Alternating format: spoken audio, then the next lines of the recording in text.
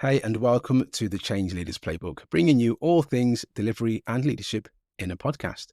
Today, I'm joined by Samantha Wiltshire, a personal branding expert who works with entrepreneurs to help them to be the best voice that makes a difference in their industries. Samantha runs her own social branding agency, Vertebrae Social, and her own podcast, The Backbone. Today, we talk personal branding and how you use it to make a difference in your work. With that, I'd like to welcome Samantha. Samantha, hi. Hi, thank you for having me. Great. Thank you for being here. So I just want to let's just start by getting to know you. How did you start Vertebrae, and how did you get into personal branding in the first place? I started out working in social media way back in 2020. I was at home on maternity leave with my children, and I was on my phone all the time because that's what you do when you're on maternity leave. I was just scrolling constantly looking at social media and thinking, right, I could do this better than a lot of people. How do I get into this? So I did a quick course with Digital Mums, loved it, and then decided to go freelance then. And then the pandemic happened. Everything moved online, and it was one of those like right place at the right time type situations where I was getting online for you. So yeah, I started out freelancing as a social media manager back in 2020 and first clients, and they just so happened to be service-based businesses. So, I mean, as you're a service-based business, you know that you've got to be the face of the brand, you haven't got a product to sell. So it kind of naturally progressed into the personal branding avenue. It wasn't something I went out to set to achieve to start off with, but it just so happened that I ended up working with a lot of clients that wanted to grow their personal brand, and that's where I kind of cut my teeth and learned how to build things. So yeah, started out doing that, and then it kind of grew and it grew and it's got a little bit out of control. So now we've turned it into an agency. We've been Vertebrae Social since this time last year. Actually, it's pretty much 1 year anniversary. And yeah, we're a small team who want to make people look good on the internet, and that's kind of what we do, really, in a nutshell, is make people look good on the internet with the things that they're naturally brilliant at doing. Where do you see it going in the future then? Because clearly you've got a massive road ahead and lots of opportunity from the sounds of it.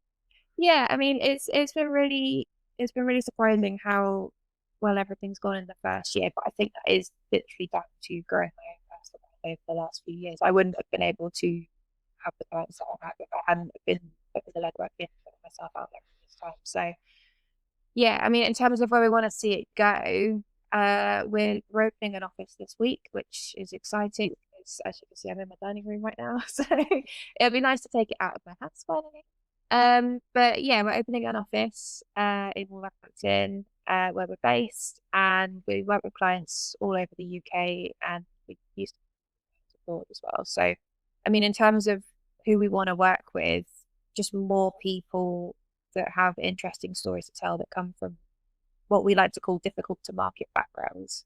So things that are a little bit gritty or a little bit less polished, shall we say. We work with people that, with one of our clients is a scrap metal dealer, which on paper sounds a bit gross, but she has one of the most interesting stories of anyone that's ever run a business. And we helped her to win Businesswoman of the Year in Birmingham last year, and like she's just flown. We work with people that work in pest control. We work with people that work with medical devices. We work with consultants and surgeons, lawyers, all kinds of people. So anyone that's got an interesting story to tell, we want to help get it out there. But in terms of where we're going to take the business, I mean, there's so many different avenues that we could go down in terms of things like training sessions and workshops, and getting in front of more people to help them do it themselves as well, because personal branding is really all about you and your story, and no one knows that better than you. So it's all well and good us saying we can help you, but if we can help you to tell yours yourself, that would also be great. That sounds amazing. Now, do you know what? I also mentioned at the start that you also have a podcast which is connected to the business. For me, that sounds like a natural fit because it does give the opportunity for your clients maybe to amplify their voice, or even for people that don't directly work with you. Has that helped them in any way? And how are you finding that going? Yeah, so like you said, the podcast was sort of a natural progression really, and I am an inherently nosy person. So I invite people on that I want to know their story and find out more about them. And actually, I'm sure you probably find the same thing with your podcast. You invite the guests on that actually learn from a little bit, and it's a way of getting some free advice and training from them as well. So yeah, I mean, we don't just have our clients on, we've had lots of other people on as well, but we have had some clients on, and yeah, it's a great way to learn a bit more about them and the challenges and the things that went wrong as well as the things that went right, because I think there's this idea of personal branding that can be a bit cringy, where everyone thinks it has to be like this really shiny, projected, brilliant version of yourself. And actually, we all want to learn from the challenges and the slightly more difficult things you've been through as well. And if you can tell your story to someone that's going through that same thing, that doesn't know how to deal with that problem, and you've got the fix for them, then just sharing that even if it is slightly embarrassing or like something that you aren't particularly proud of, but if it helps somebody else, then you've done a great job with that kind of thing. So yeah, we choose our guests based on their story, and if I'm nosy and want to find out more about them, or if they work in an industry that can help someone grow their personal brand. So it's part me being nosy, part stories, part advice and guidance to people that do want to grow a little bit further themselves. Yeah, absolutely makes sense. With that said, then, what would you say have been the biggest sort of mistakes in terms of personal branding mistakes that you would probably warn people against? Have you had any howlers, or are there any things that are just clearly obvious that people just need to not do, which people tend to do more often than not? Yeah, I think if you scroll through LinkedIn any time of day, you'll see so many absolutely like just pure guff posts from people who are trying to chat bigger than they actually are, or they're just copying and pasting from somebody else, or they're banging on about making £10,000 a day and all these amazing sales. And if you download their course, like anyone that is forcing something down your throat like that, like I hate seeing things like that. I hate it when people take things that should be like personal moments and things like that. Like you often see things like, oh, I got married on the weekend, here's 10 things I learned about leadership and stuff like that. And it's horrible, isn't it? And I'm sure you've seen those of them yourself. Like people that think that they have to project this image that isn't them.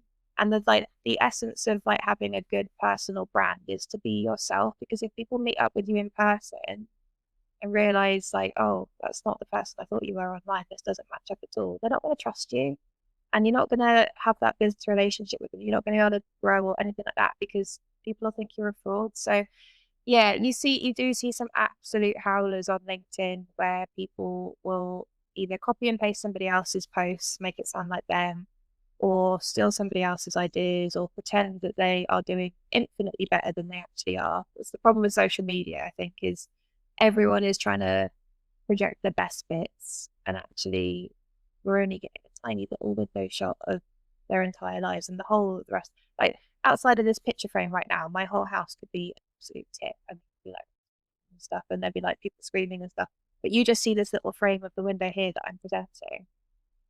And it's the same on social media, like everyone's presenting their best bits, but actually like if you aren't showing up as your real self and talking as you do in real life, it's not gonna work. Yeah, I think so. And I think people can see through it as well. They may respond back in a way that's possibly positive and supportive, but in reality, they may not come back to you if your business, for example, and you've probably lost them. So yeah, that's a good one to think about for sure. So what are the sort of the wins that you've had? I mean, without mentioning specific names and people. So how have you potentially helped people get from where they were, and to start with, maybe with a really good viable business, to now being in a very good viable business that actually has visibility? What are the sorts of things that you've done to help them along, to get them to greater reach? Yeah, so I mean, generally, like we like to work with people that are either starting out or they haven't necessarily had the recognition that they deserve in their industry. So as I mentioned earlier, like the scrap metal dealer that we work with, she has been working in her family business since she was a teen, and all she knows is scrap. She's been working in it all of her adult life. Her family ran the whole business, everything like that. And she's never been recognised, or no one's ever said thank you to her for any of the work that she's done. And she realised that she wasn't the only person that was working in like the metal industries that was going through that same thing. She realised actually there was loads of women who were essentially running all these scrap yards. They're doing all the work in the yards, they're working in the office, all the other stuff. And no one's not recognising the amount of work that they do and the amount of skill that they have and the knowledge they have about all these different metals and trading prices and all this other stuff. So we just literally just started posting about that, like her day in, day out, what she does, or why, how she got into it, why she does it, and just the little sort of snippets behind the scenes. And it blew up really quickly. And we realised actually there's a lot of people that also are doing the same thing that don't realise it. So she's now built a community where they hold conferences every year, and they do these meetups, and there's hundreds of women that are turning up at these events now because she was the first person to stand up and go, look, we are working hard in this industry, like we deserve the recognition as well. And everyone else was like, yeah, me too, let's join in. And it just built that real sense of community around it. And she's winning awards non-stop at the minute. It's crazy how successful she's been. Like, she got recognized as the number 2 person in the entire world in the recycling industries out of like everyone in the entire world. And that's not down to me as her personal brand manager. It's just, I'd say like 70% of what we do is trying to make people feel confident to tell their story. And once she realized she did have a good story to tell and we started telling it, it flew, because she is like a really interesting person. Another one of my clients who works in medical device regulation and cosmetics, her job essentially, like on paper, it's incredibly boring and very admin heavy, and like it's hard to make it exciting at all, but she is brilliant. So I met her at a networking event. We just had a breakfast together and started chatting, and then we ended up working together. But what we do with her is, because the industry is so heavily regulated and it's all, I know, ISO codes and facts and figures and all that kind of stuff, we strip all that aside to make it interesting and relevant to people.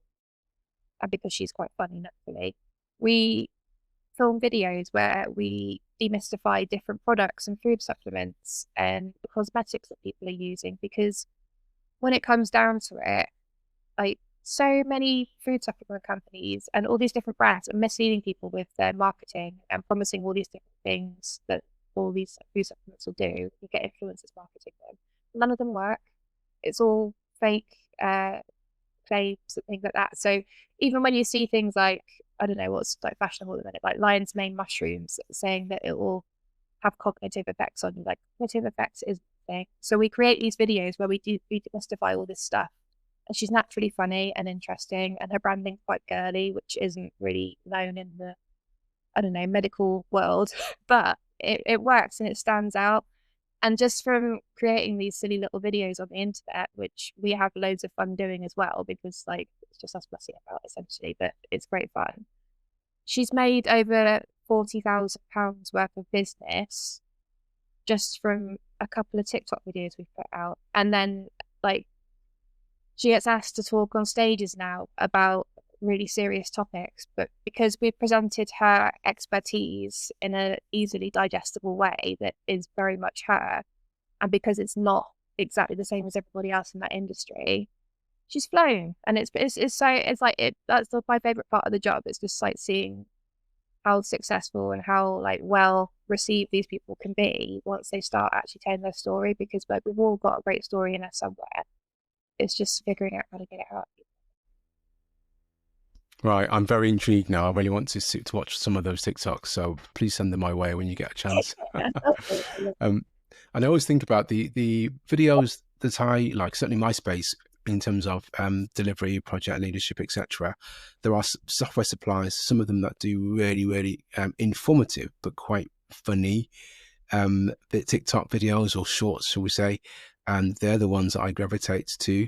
I get the message, but I just get the humor as well. And it's funny what you said about sort of funny videos. They're the ones that grab me the most. They actually speak to me. They're funny, and they take something that's quite serious and make light of it. and grab my attention that way. And then I can get into the serious stuff afterwards, which is quite cool. So yeah, I like that. It definitely works, because either that or I'm a real sucker for it. But yeah, it works. Yeah. Fantastic. What are the main mediums then that tends to be used these days that you'd sort of advise people to focus on? So if you wanted to start building your personal brand, you can make it as difficult and complex and tricky, or as simple and easy as you want. And actually, you don't need anything, because it is just you. You could literally just open up a LinkedIn account and start posting, and you don't need to include any pictures on there. You don't need to do anything. You don't need any fancy editing software. Just start telling your story. And that can be as simple as that, because if what you're saying is interesting, people will read it. But obviously, we do live in a very visual world, and the easiest and quickest and best way to build a connection with people is through video, because if people can see you and hear you, they get a sense of who you are, and it builds trust and credibility. So, I mean, the way I do it with my clients is I will sit down and interview them, much like this, and I will record that call, and then I'll take what they'd say and I'll turn that into content for them. So, I mean, anybody could do that. If you just got a friend or a colleague or someone to jump on a call with you and you record it yourself, and just get them to ask you questions about what you do. Because I think a lot of the time you can be too close to what you do yourself. So you do need that extra person to kind of pull what it is out of you in a way that they can understand as well. But it is as simple as that. You can just do that. The better quality photos you can get, brilliant, because again, if people can see you and get a sense of who you are and what you look like and all that kind of stuff, again, it builds trust, especially if you are in like the consultancy world or anything like that. But yeah, I mean, with AI and tools like that, you can edit videos so quickly now. And as long as you make sure it does still look and sound exactly like you and it is you, and you're not removing all that essence and outsourcing your own brain to a computer, then like it is a lot easier to kind of build content around that kind of stuff now. But yeah, it's one of those things. There is an app for absolutely everything that can make it as quick and easy for you. I always recommend using a scheduler if you are planning all your content in advance, just so it fires out automatically and you haven't got to think about it. And like analytics tools are quite handy as well, just to kind of see if what you're doing is actually working and converting. But yeah, there shouldn't be any barriers to anybody sharing their story, because it is your story and you can just get it out there. Brilliant. And with that, I was also thinking about AI itself. And you would talk. One of the things I was just going to find out from you was about how can we make it more accessible using the latest tools. And I think you've sort of answered part of that as already in terms of the tools that we can use. Is there anything more that you can expand on in terms of how can individuals or businesses sort of create greater visibility and reach within their brands with the tools that exist today, which potentially didn't exist even 5 years ago? It's crazy how much has sort of happened in that world even in the last 6 months. But yeah, every day there's something new. But I mean, if you are going to use AI, I wouldn't say don't use AI at all, because I think it's a great tool. But I do think you really, really, really need to train it to sound like you. So if this was like something you were actually serious about and you were like, right, I'm going to use AI to build my personal brand, then again, you'd have to feed it yourself essentially. So if you had, I mean, you could put all your podcasts into it and it would learn from your voice and the kind of questions that you ask and the tone of that, and you could get that to help create a strategy for you quite easily. So you could, yeah, if you uploaded the transcript from the video and say, look, this is me, this is what I sound like, this is the kind of thing I talk about, I want to attract these people, give me some content ideas, and or help me create a social media strategy that would help me build that personal brand, it probably would get it quite close, and it probably would sound quite a lot like you. And like with a small amount of editing, it probably save you an awful lot of time. Very good. One of the things that I notice and I get exposed to a lot on a daily basis is everybody, to a degree, should think about their own personal brand. I wonder whether you share that view, and what would your advice be about how to go about doing that? This is for somebody that doesn't have a business to offer, but actually is part of a team or leads a team or something like that, but really wants to get their presence felt. Yeah, absolutely. I mean, we go into different businesses occasionally. We'll deliver some personal branding training for people that want to get their staff to start sharing their personal brands a little bit more. We work with an estate agency at the minute who are really keen to start getting the individual estate agents to start getting their names there, because like, you want to have the best employees at your organization, or you want to have the best students at university, or you want to have the best people wherever you are. And the only way we're going to know if they're the best people is if they show how brilliant they are. So I was at an event I think it's about this time last year, and I've been talking about personal branding on stage, and someone came up to me at the end. She's like, right, if I get my employees to build their personal brand, what if they get poached and leave me? And I was like, well, you don't own them to start with. That would be slavery. But it's like, surely it's brilliant if like all of your competitors can see how brilliant your staff are. They can see that you've got this really enriching team that know what they're doing and have interesting lives and are full of all this brilliant knowledge. Like it's only a positive if your team look great online. So yeah, I wouldn't ever tell anyone that you shouldn't let your team build a personal brand at all. But in terms of showing up and putting yourself out there just as an employee in an organization, if you wanted to maybe get a promotion, or if you were looking to, I don't know, get recognition for a project you've worked on in your industry, or even go up for an award or something like that, then absolutely start sharing what you did, the tangible results of it, and why you enjoy doing it in the first place. So I think the main thing with all personal branding content is sharing why you care about it in the first place. Because if you care about it, we're going to care about it as well. We're all invested in you. Very few people are scrolling online and thinking, oh my God, I can't believe that person's doing that thing. It's awful. We're all there cheering each other on, like scrolling through and thinking, oh, that's great. They're doing this thing. I didn't know this thing existed. I've learned something today. If you can show why you're doing things, regardless of whether you are an intern or a student, or you're unemployed currently and you're trying to find your next role, or anything like that, start showing people, like telling people why you care about these things, what you got involved in, why you do them, all that kind of stuff. And the thing with personal branding is you never know where it will go. There's like unlimited possibilities where anybody could see it. Anybody could like look at what you're doing, even if you feel like you're only getting a couple of views on your posts or things like that. Those 2 views could be like the exact people you need to see the posts to get you to where you want to go next. So it's like there's unlimited possibilities, but you have to actually just do it in the first place. Just get over yourself and start posting, and that's it. Yeah, that I can definitely resonate with that. So I just had personal reasons that I wanted to start this podcast, for example, because similar to you, I'm quite nosy. I like to speak to interesting people, but then I also thought I've got things to share too. And in addition to that, wouldn't it be great for things that I'm learning can be to be shared amongst other people so others can learn as well, which is great. So one thing I absolutely said to myself was that under no circumstances was I ever going to have a video podcast, ever at all. And I stuck to that. And literally within the first couple of days, I've realized actually I may as well, because it's been recorded anyway. And this is because I guess I'm a natural introvert, and I definitely would not want to see my face on a video. But I think the more you do these things, the more you put yourself out there, the more you realize nobody really cares that much whether you've got a pimple on your face or whatever it is.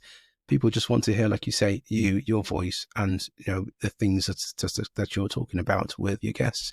And then for me, my experience is that I had to get over that almost thinking too much about it, and just start expressing my thoughts and sharing my thoughts and asking people more openly and visibly the questions that I always had on my mind. And I would definitely attest to the fact that it's been really beneficial. Clearly, I'm no expert in the sense that you are, absolutely not. But I think what you just said about just start, just get out there. Even if you're, an employee, everybody, I think, should have some form of presence, whatever that may be. Now, with that in mind, I probably would ask you, what would you suggest for somebody who's very introvert, absolutely does not want to do a TikTok video and make it go viral, but wants to get their voice across to a degree? Where would you start? Yeah, I mean, I think building your personal brand is actually great for introverts because you get to control how you are presented to the world, and you get to do it in the way that you are comfortable doing. So it's not like you're walking into a room full of people networking and stood in the corner going, oh my God, I don't want to talk to anyone. This is horrible. I'm just going to stand here with a sandwich and be quiet. Like, if you are an introvert, I mean, like, naturally, I am very introverted as well. And that's why I enjoy this kind of environment, is because I get to sort of control how it plays out a little bit, and I can turn it off as well, which is nice. Yeah, you can just like turn the computer off and it's done. But if you are an introvert and you are unsure about how to build your personal brand, or it absolutely makes your skin crawl doing video, don't do video. Do the things that you are comfortable doing. Do the things that you enjoy. Like, I'm naturally way more of a writer than anything else. I write things down. It's how I understand things. It's how I make sense of the world. It's how I am more confident, like, being myself, because I can express it that way. So writing is how I do it. Video is something that I've had to learn, unfortunately, like everybody else in this modern world, and like, as you said yourself. And it does come with time. You do become more confident with it. It does get easier. But if I think there's like three things you need to think about when you're trying to choose where you're going to show up and how you're going to show up. And the first one is, what do you enjoy the most? Because if you make it something you hate, you're not going to do it. So is it writing? Is it video? Is it just taking photographs? Is it sort of long form like content, or is it like short little bursts of things? Like, what do you actually enjoy doing? You also need to think about the kind of people that you want to get in front of. Where are they online? So, I mean, if you ran like an over 60s cruise liner, you're probably not going to be on TikTok trying to find people over 60. You're going to be on Facebook, wherever all people are out online looking for cruises. But if you were a consultant in like whatever industry, then probably LinkedIn is the place for you. It's thinking about where you're going to show up, what you're actually comfortable doing, and like where your sweet spot is of like what you're actually good at. And then when can you actually add value as well? It's all well and good like starting to record loads of videos and talking about loads of things, but if you don't know what it is you want to say or who you're trying to attract, then it's going to be a big waste of time. There's no point doing like TikTok dancing trends if that's not the audience you're going for and the image you want to project. It's like, I mean, I show up mostly on LinkedIn because I work with a lot of service-based businesses, and I'm on Instagram quite a lot for that kind of visual side of things as well. But actually TikTok, I do it for clients, I don't do it for myself, because I know that I would find it a chore. And actually I've got a sweet spot.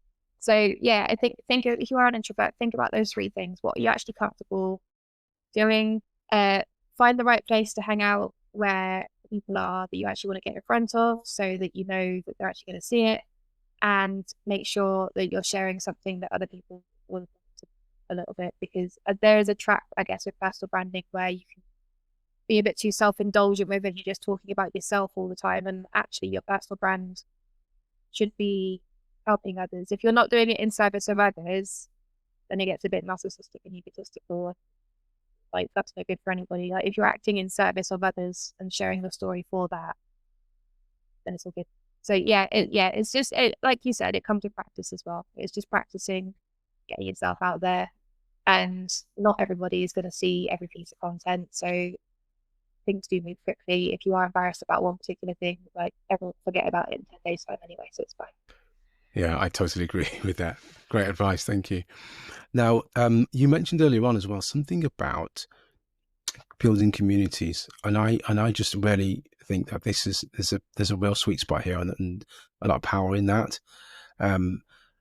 It's probably not for everybody, but could you perhaps elaborate on how building communities has helped some of your clients, or can help other people also?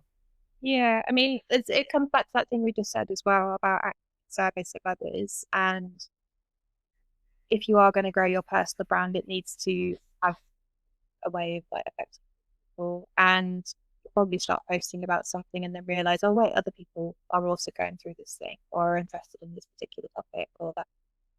And they'll flock to you because you are talking about the thing that they're interested in. And those people you can turn into a community. So, I mean, I work with a few different businesses where we have built communities for them. One of them in particular, I've mentioned very briefly earlier, is a pest control company.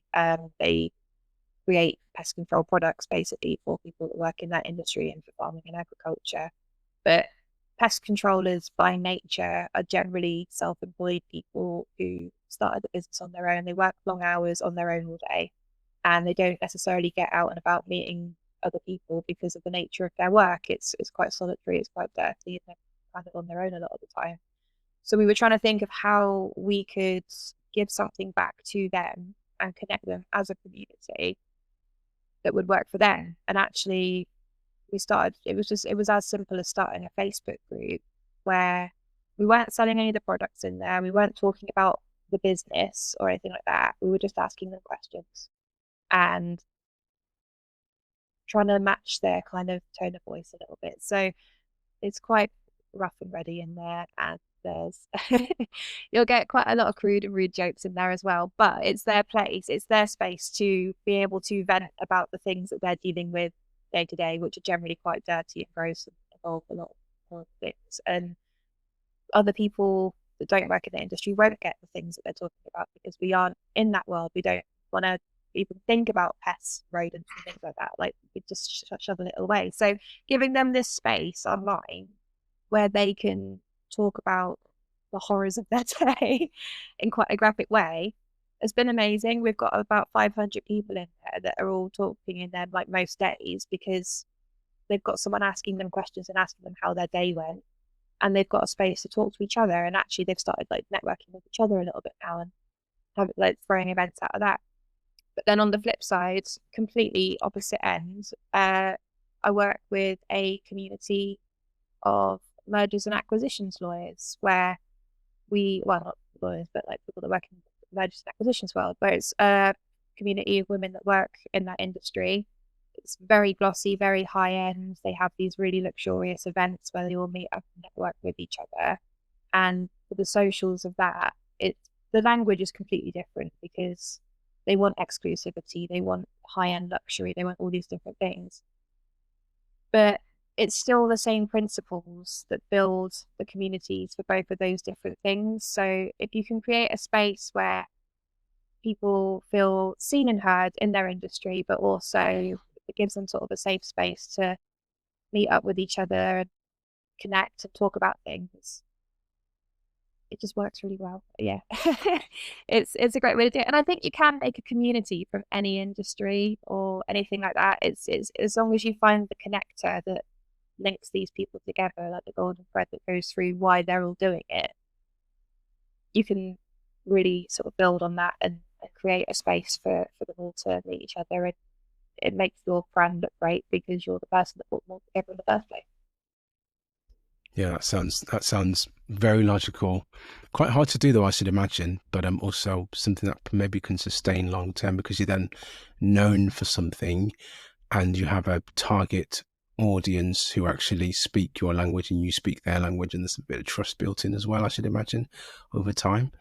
Very good. I also imagine it helps expect people or businesses to understand their audience better because they're closer to them and they can learn from them. Like you mentioned, tone of voice as well can change and adapt, and just understanding how to serve them, right? So really, really good. I can see all the benefits there. Thank you. Now, closing questions. Is there one big takeaway that you'd want to give to somebody who basically struggling with having their voice heard or their presence known effectively, whether an individual or a startup or a one-person band? What's the one big thing you'd say that they need to start doing tomorrow? I think it is just to start and to just start posting and get over the voice in your head that's saying, no, don't do it, no one's going to like it, or I shouldn't be doing this. Because I think, like I said earlier, like 70% of what I do is just trying to tell people, like, this is good, honestly, like, your story, like, you need to get your story out there. So it's just having that confidence to start and to not be afraid of messing up at the start, because, well, you can't really mess up because it's you, but to not be afraid of it not going viral straight away, because like you don't want to go viral. Nobody, if you actually go viral, I imagine it's quite horrendous. Like you have people messaging you all the time, you'd be too busy and it's like it's not worth it. You want to grow slow and steady. So like just start telling people your story, start telling everyone about what you do, because if you don't tell anyone, nobody knows. So we can't help you if we don't know what you want us to help you with. And if that help is some mentorship, then say I'm looking for a mentor, and then tell us about what you do and why you would make a great mentee. Or if it's to build your business, tell us why you started that business in the first place. Tell us how you got into it. Tell us something we don't know about that industry that is actually really interesting. Like, build a world around it, start telling your story, and we'll all be super invested in it, because everybody is there to cheer you on. Nobody is there going to go, oh my God, this is awful, I can't believe I've just looked at this. You just need to have a little bit of confidence in yourself and just start posting, and maybe get your friends to help you out a little bit with recording yourself if you get stuck. Brilliant advice. Yeah, and I totally agree with that. It's kind of, for me, that's probably what I just did anyway. Don't get me wrong, I'm not anywhere very further on, but I'd certainly recommend that too. Now, you can do this if you want to, but you have an opportunity to ask me any question, because you've given so much. So if there's anything you want to get from me, you've got a chance to ask me any question that may be in front of mind or back of mind at all, and I'll do my best to answer it, relating to work, relating to what I do, relating to personal branding. There you go. Open to you. Okay, well, tell me why you got into what you do then. Tell me your original story. Right. So I thought I was going to be an amazing teacher at first after university. And when I did a bit of research into it and did a bit of time in schools, which I would always recommend if you think you want to do a career, try it out first. So I did that. And once I did that, I realized it probably wasn't for me, but I knew that I loved tech and I knew I wanted to keep working in that environment. So I retrained a bit more and learned a lot about coding development, etc. But then I also learned a lot about the people and the leadership side of things and driving changes for organizations. And I just loved it. I really enjoyed working with people. I really enjoyed learning new technologies. I really enjoyed helping to build things and see them tangibly used by people and communities, and that's where I wanted to sort of build my background really, and I've not looked back ever since, to be fair. Great, there you go. Do you know what? That was the easiest question I was asked across each of the podcasts, so thank you very much for that. Really appreciate it. I could have gone on for ages there. Perfect. So with that, I'm going to say thank you so much, Sam. It's been a real pleasure having you on the podcast. Thanks once again.